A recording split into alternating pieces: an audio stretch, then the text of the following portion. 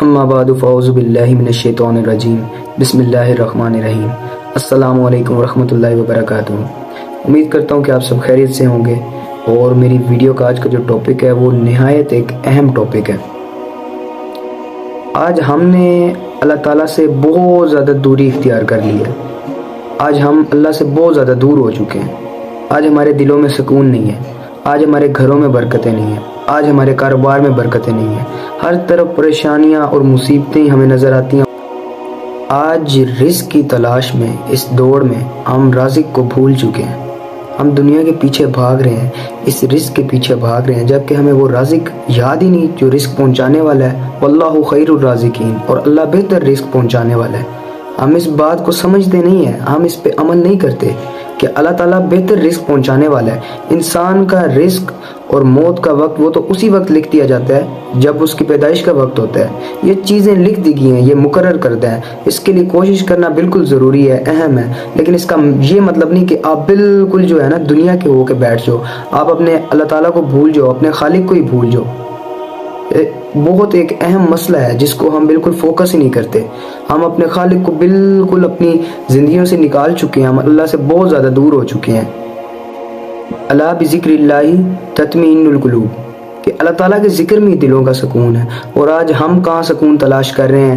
ہم اپنے ان دنیاوی چیزوں کے اندر سکون تلاش کرتے ہیں کہ یار ہمیں یہاں پہ کہیں سکون مل جائے، کوئی ہم پارٹیز میں چلے جائیں، وہاں جا کے کیا پتہ ہمیں سکون مل جائے۔ استغفر اللہ، ہمارے سکون کا جو ہے ہم اس کو فوکس کر رہے ہیں، ہمارا سکون وہاں بنے، لیکن یہ بالکل غلط چیز ہے، ایک بہت برا امپیکٹ ہے ہمارے معاشرے کے اوپر۔ وَمَا الْحَيَاةُ الدُّنْيَا إِلَّا مَتَاعُ الْغُرُورِ، کہ دنیا کی زندگی محض دھوکہ اور سراب ہے، اور ہم اس دھوکے اور سراب کو جو ہے اپنی جنت بنا رہے ہیں، ہم اس میں آسائشیں پیدا کر رہے ہیں۔ ہم چاہ رہے ہیں کہ ہماری جو زندگی ہے دنیا بہت سکون کی گزرے۔ ایک بات یاد رکھیے گا ہمیشہ کہ جس نے اپنی یہاں زندگی عیاشی کے اندر گزار لی اور آسانی میں گزار لی اور اپنی آخرت کو یاد نہ کیا تو کل کو وہاں پہ مشکل ہوگی۔ اور اگر یہاں پہ آج آپ نے مشکلات کو فیس کر لیا تو انشاءاللہ تعالیٰ اللہ تعالیٰ وہاں پہ آخرت میں آسانی دے گا، اور اتنی آسانی دے گا، وہ ہمیشہ رہنے کی جگہ تو وہ ہے، آخرت کا گھر ہمیشہ رہنے کی جگہ ہے۔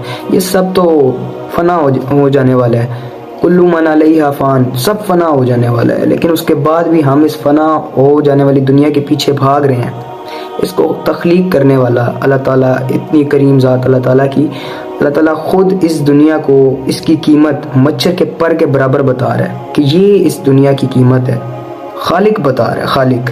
اس کے بعد بھی ہم اسی دنیا کو جو ہے اپنا سب کچھ سمجھ رہے ہیں۔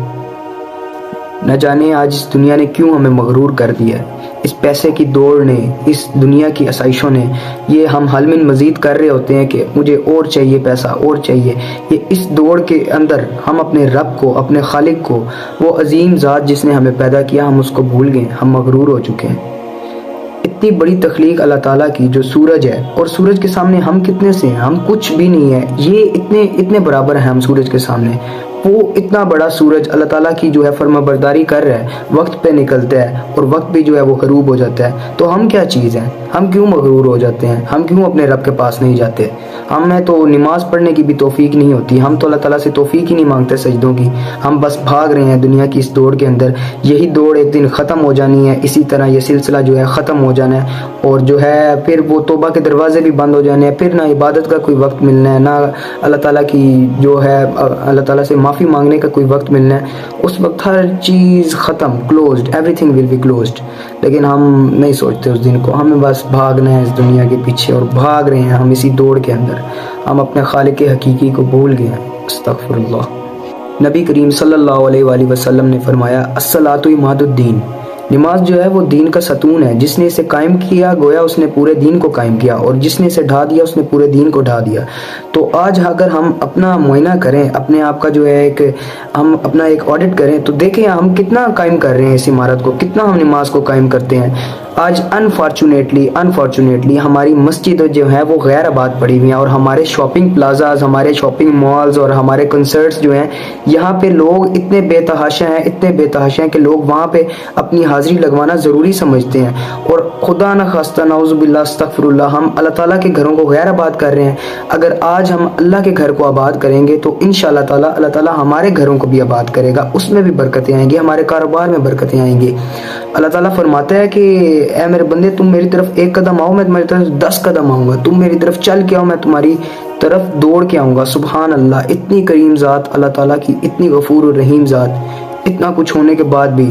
اور اللہ تعالیٰ جو ہے نا جب کسی بندے سے ناراض ہوتا ہے نا، اللہ تعالیٰ کبھی بھی اس پہ رزق بند نہیں کرتا، اللہ تعالیٰ اس سے نعمتیں نہیں لیتا کبھی بھی، اللہ تعالیٰ اس سے سجدوں کی توفیق چھین لیتا ہے۔ استغفر اللہ، اتنی بڑی بات، سجدوں کی توفیق۔ اور اگر ہم نماز پڑھنے چلے جائیں نا تو یہ ہم نماز پڑھنے نہیں گئے، یہ اللہ تعالیٰ کی توفیق ہے جو آپ نماز پڑھنے گئے ہو۔ تو ہمیں دعا میں ہر وقت اللہ تعالیٰ سے توفیق مانگنی چاہیے کہ یا اللہ مجھے اپنے قریب کر، یا اللہ مجھے سجدوں کی توفیق دے، مجھے ہدایت والے رستے پہ چلا، اور نفس کے حوالے کبھی نہ ہونے دیں، کیونکہ اللہ تعالیٰ سے توفیق مانگنی چاہیے سجدوں کی۔ یہ سجدے جو ہیں انہی کے اندر سکون ہے۔ سجدوں میں ایک نماز جو ہے وہ اللہ تعالیٰ سے بات چیت کرنے کا ایک ذریعہ ہے، ایک اللہ تعالیٰ سے ہم بات کر رہے ہیں کہ یا اللہ میں تیرے سے بات کر رہا ہوں، اس کے بعد جو پریشانی ہے جو مشکلات ہیں وہ اللہ سے عرض کرو، اللہ کے سامنے گڑ گڑاؤ، اللہ کے سامنے رو۔ وہ اتنی بڑی ذات، اتنی کریم ذات۔